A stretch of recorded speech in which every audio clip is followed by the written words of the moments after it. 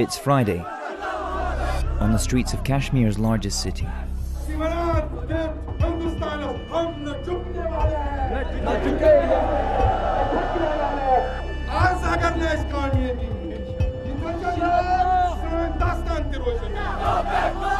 It's the day Muslims normally gather to pray.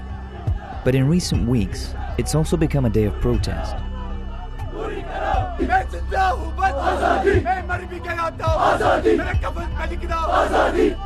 Indian authorities are working hard to keep a lid on displays like this. But they can't change how people feel. There is only one solution! Gun solution! Gun solution! There is only one solution! Gun solution! Gun solution! As protests break out across Kashmir, Indian officials repeat what has become a well-worn soundbite. There has been no major law and order situation reported from across the valley. Life is slowly returning to normal. And situation is returning back slowly to the normal.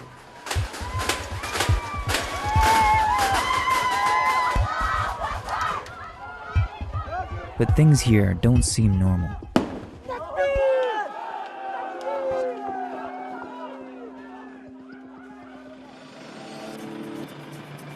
Kashmir has been a conflict zone for decades.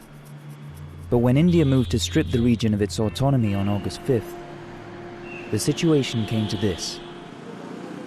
Thousands more troops, and a curfew bringing daily life to a standstill. Phone lines and internet access were shut down, cutting off around 8 million Kashmiris from the outside world.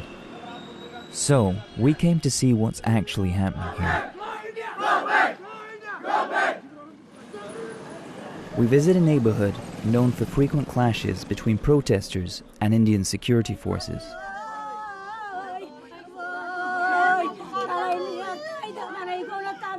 People here are in mourning. Fahmida Shagu was at home with her children and her in-laws on August 9th. Police started firing tear gas at protesters outside.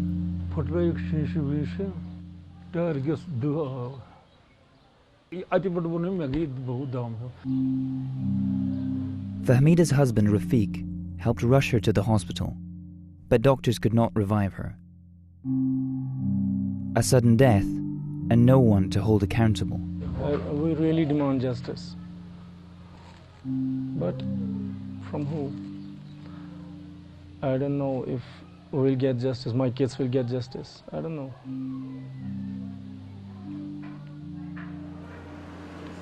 In addition to tear gas, for years Indian forces have used pellet guns to quell unrest in Kashmir.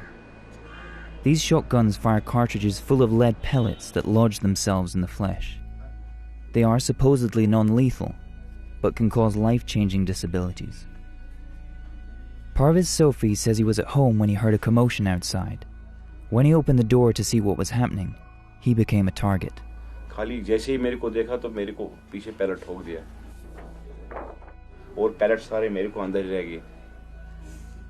In the name of maintaining law and order, Indian forces have license to shoot with near impunity in Kashmir.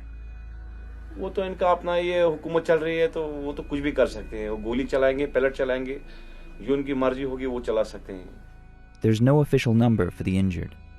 But in just one hospital here, sources told us over 60 people had been admitted with pellet wounds since the lockdown began. Still, this doesn't stop some people. Or inshallah, you'll be tigas, inshallah, mishpur umiyat biniyar bay, iskalas is zindish, inshallah rahman. And lives here have been upended in other ways too. This woman's 22-year-old son Mehrajuddin was arrested.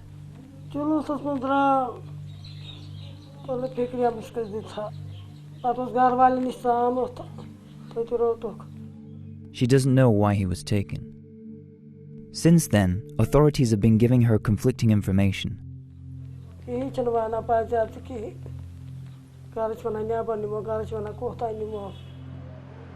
This is not an isolated case. Since early August, thousands have been arrested without being charged, and there's no indication when or if they'll be released. It's their media, they can say anything. They are not showing us what's happening around us. They called it normals. Nothing is normal here. my kids. And they're asking me every night why Mama has died. It's really hard.